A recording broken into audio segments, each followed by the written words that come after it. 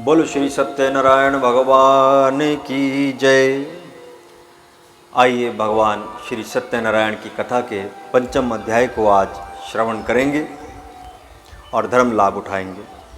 बड़े भाव के साथ इस कथा को सुनेंगे। सूत जी कहने लगे कि हे श्रेष्ठ मुनियों, अब मैं एक दूसरा उपाख्यान सुनाता हूँ जिससे भगवान सत्यनारायण की महिमा का ज्ञान होगा। एक समय राजा तुंगध्वज था जो राज्य करता था और अपनी प्रजा के परिपालन में, राज्य व्यवस्था के निरीक्षण में सदैव तत्पर रहता था।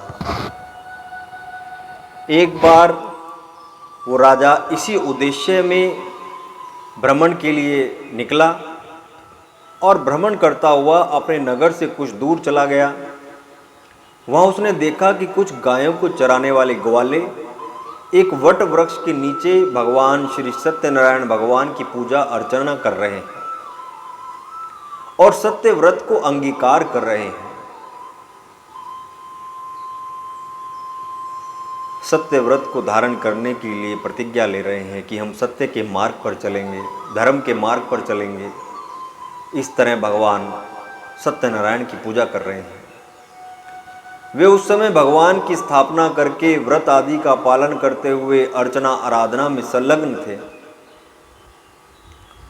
समाज में जो व्यक्ति बुद्धि, बल, सत्ता, संपत्ति और विद्या से संपन्न हो तो उसका कर्तव्य होता है कि अवसर आने पर सत्य धर्म की प्रतिष्ठा में अवश्य सहयोग करे।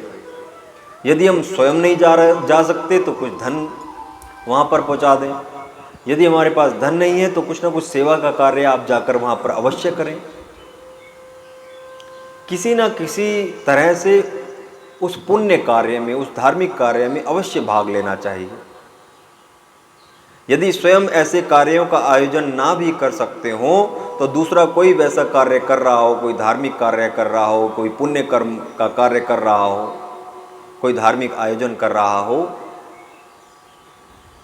तो उसके कार्य में अपनी शक्ति भर सहायता पहुंचा देना भी बहुत बड़ा पुण्य का कार्य है। इसीलिए प्रत्येक मनुष्य का कर्तव्य है कि ऐसा समय आने पर सद अनुष्ठानों में अवश्य भाग ले। जब उन ग्वालों ने राजा को वहां पर आया हुआ देखा तो उसके पास जाकर भगवान की पूजा में सम्मिलित होने के लिए कहा और प्रसाद ग्रहण करने का अनुरोध भी किया। पर राजा ने उनको छोटा आदमी मानकर अहंकारवश, अहंकार पूर्वक उनकी प्रार्थना को ठुकरा दिया और उनकी बात पर तनिक भी ध्यान नहीं दिया। शक्ति और सामर्थ्य होने पर भी सत्कार्यों में सहयोग ना देना अपने कर्तव्य से पतित हो जाना है। हमारे पास शक्ति भी है, सामर्थ्य भी है और उसके बावजूद भी हम सत्कार्यों में अपना कोई सहयोग नहीं दे रहे तो ये अपने कर्तव्य से पतित हो जाना है और मनुष्यों के लिए ये बड़ा दूषित कार्य है। राजा तुंगध्वज को भी इस अनुचित व्यवहार के कारण बहुत हानि उठानी पड़ी। सत्य व्रत से विमुख हो जाने के कारण उसका समस्त राज्य वैभव क्षीण होने लगा। उसका राज्य भी क्षीण हो गया, उसका वैभव भी जो था वो धीरे धीरे करता हुआ क्षीण हो गया। बंधु बांधव मित्रों की संख्या घटने लगी और उसकी दशा हर तरह से शोचनीय हो गई, कष्टपूर्ण हो गई। सच बात है कि मनुष्य के पास सुख के लिए चाहे कितने भी साधन क्यों ना हो, अगर वह सत्य से विमुख होता है, धर्म के पालन में ढील ढाल करता है तो उसका बुरा परिणाम उसको अवश्य सहन करना पड़ेगा। राजा तुंगध्वज की भी अवस्था इसी समय ऐसी हो गई थी क्योंकि उसने भगवान के प्रसाद की अवज्ञा की, सत्य के मार्ग से हट गया। सामर्थ्य होते हुए भी उसने ये सब कार्य नहीं किया। राजा को तो इन चीज़ों में बढ़ावा देना चाहिए था, लेकिन वो उनको छोटा आदमी मानकर वहाँ नहीं गया। इससे भगवान सत्यनारायण क्रोधित हो गए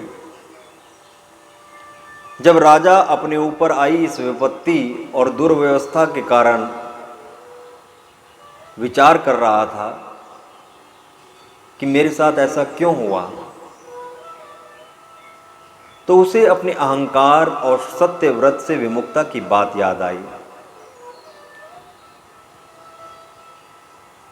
उसने अपने मन में ये विचार किया कि मेरे साथ ऐसा क्यों हुआ, क्यों मेरा राज्य नष्ट हो गया, क्यों मेरे बंधु बांधव मित्रों की संख्या घट गई, सब मेरे से दूर दूर जाने लगे। जब उसने बड़ा सोचा तो उसे ये बात ज्ञात हुई कि मेरे अहम के कारण ये सब हुआ, जो मैंने भगवान के प्रसाद की अवज्ञा की, उसी कारण से ऐसा हुआ। सत्य व्रत से विमुक्ता की बात उसे याद आ गई और उसने अनुमान किया कि इस आकस्मिक का मूल कारण मेरी धर्म विमुक्ता ही है। मैं धर्म के पथ से हट गया, मैं सत्य के मार्ग से हट गया, जिससे दैवी शक्तियां कुपित हो गई हैं। भगवान सत्यनारायण मुझ पर क्रोधित हो गए हैं। और यह विचार आने पर वह स्वयं उन ग्वालों के पास जाकर अपनी भूल के लिए क्षमा प्रार्थना करने लगा और अपनी दुर्दशा से छुटकारा पाने का उनसे उपाय पूछा। तब उनमें से एक समझदार व्यक्ति ने राजा को बतलाया कि मनुष्य पर जो कुछ भी कष्ट और आपत्तियां आती हैं, उसका प्रमुख कारण उसका अपना ही कोई दोष या दुर्गुण होता है। क्योंकि भगवान हमें कोई कष्ट नहीं देता, भगवान तो सुख देता है, आनंद देता है। जो भी हमारे ऊपर कष्ट आते हैं, विपत्तियां आती हैं, उसका कारण हम स्वयं हैं, हमारे दोष हैं, हमारे दुर्गुण हैं। और जब मनुष्य अपने दोषों में सुधार कर लेता है तो उसकी विपत्तियों का स्वयं ही अंत होने लगता है और अनुकूल तथा उत्तम परिस्थितियां उत्पन्न होने लग जाती हैं। इस प्रकार मनुष्य अपना नाश करने वाला अपना शत्रु स्वयं ही होता है। वह स्वयं अपनी आत्मा का पतन कर लेता है, जिससे उसके ऊपर स्वभावतः विपत्तियों के बादल गिरने लग जाते हैं। पर जब वह अपनी आत्मा का उत्थान करता है तो वह स्वयं ही अपनी आत्मा का मित्र भी बन जाता है। इसीलिए मनुष्य को अपने उद्धार का प्रयत्न स्वयं ही सदैव करते रहना चाहिए। कभी अपनी आत्मा को बुराई में ग्रसित नहीं होने देना चाहिए। जब मनुष्य विवेक बुद्धि के अनुसार आचरण करने लगता है तो उसकी समस्त इंद्रियां सद्मार्ग का अनुराग करने लगती हैं और उसके उत्थान में सहयोग देती हैं। जब हम सत्य के मार्ग पर चलते हैं तो हमारी समस्त इंद्रियां जो होती हैं हमारे उत्थान में, हमारी उन्नति में सहयोग देने लगती हैं। ऐसा होने से सब प्रकार की आपत्तियां और उलझनों का सामना करना संभव हो जाता है। आपके लिए भी हम यही कह सकते हैं कि आपको अपने भीतर जो कुछ दोष दुर्गुण जान पड़े उन्हें छोड़ने का प्रयत्न करें। विपत्तियां तो तब अपने आप ही विदा होने लग जाएंगी और आप शीघ्र ही अपनी पूर्ण स्थिति को प्राप्त होने लग जाएंगे। आपके पास से समस्त प्रकार की जो है विपत्तियां, कष्ट दूर भाग जाएंगे। हे राजन, मनुष्य को सदैव विवेक से काम लेकर व्यवहार करना चाहिए और सत्य व्रत का दृढ़ता के साथ पालन करना चाहिए। सदा धैर्य रखें, भगवान की शरण में रहकर जीवन को व्यतीत करें तो कभी जो है किसी प्रकार के कष्ट का अनुभव नहीं करना पड़ेगा। यहाँ पर सत्य का वास्तविक रूप में पालन किया जाता है, वहाँ कभी जो है विपत्ति, भय आदि नहीं रहता। जहाँ पर सत्य का वास्तविक रूप में पालन होता है वहाँ पर कोई विपत्ति, भय आदि नहीं रहते, सब समाप्त हो जाते हैं और सदा सुख और आनंद की वर्षा होती रहती है। सत्य व्रत के संबंध में ग्वालों की बातों को राजा ने बड़े ध्यान से सुना और उस पर गंभीरतापूर्वक विचार भी किया।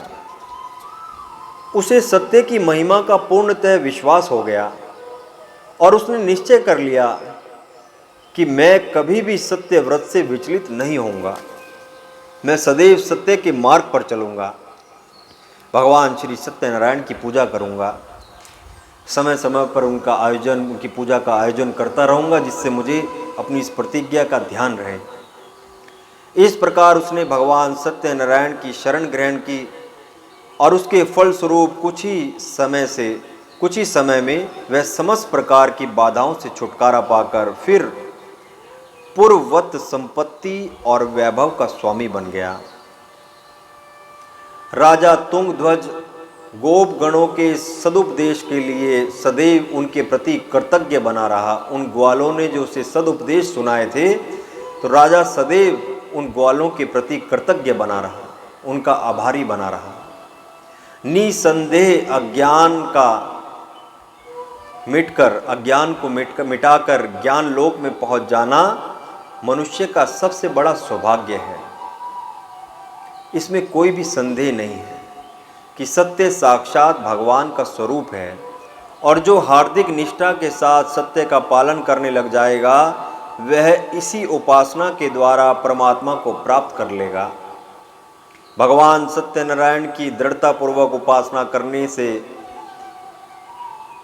राजा तुंगध्वज के सुख, सौभाग्य, धन, संतान की निरंतर वृद्धि होने लगी, उसका वैभव बढ़ने लगा, उसका मान सम्मान बढ़ने लगा और वह संसार में सुखपूर्वक जीवन व्यतीत करके परलोक में भी भगवान के निकट रहने का अधिकारी बना। इस प्रकार से जो भगवान सत्यनारायण की शरण में जाता है, सत्य के मार्ग पर चलता है, धर्म के मार्ग पर चलता है,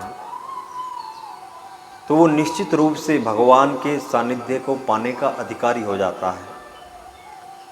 जो मनुष्य भगवान सत्यनारायण की इस कथा को सच्चे भक्ति भाव के साथ सुनकर इस सर्वश्रेष्ठ उत्तम सत्य व्रत को ग्रहण करके सदैव पालन करता है, वह समस्त अभिष्ट फलों को प्राप्त कर लेता है।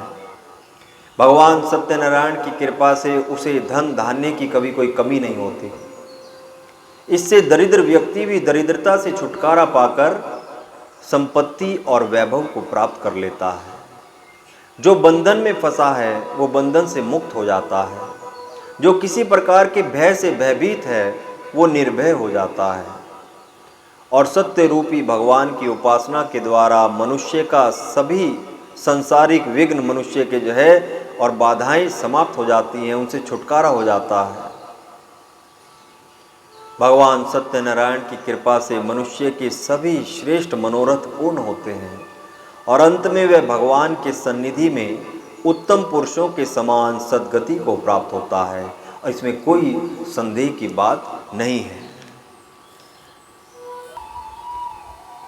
जिन्होंने पहले समय में इस व्रत को किया, पहले समय में सत्य के मार्ग पर चले, भगवान श्री सत्यनारायण की पूजा की, धर्म के मार्ग पर चले, उनके दूसरे जन्म की कथा को कहता हूँ कि वृद्ध शतानंद ब्राह्मण ने सुदामा का जन्म लेकर मोक्ष को पाया। उल्कामुख नाम का राजा दशरथ होकर वैकुंठ को प्राप्त हुआ। साधु नाम के वैश्य ने मोरध्वज बनकर अपने पुत्र को आरे से चीरकर मोक्ष को प्राप्त किया। महाराज तुंगध्वज ने भी स्वयं भू होकर भगवान में भक्ति युक्त कर्म करके मोक्ष को प्राप्त किया। बोलो श्री सत्यनारायण भगवान की जय।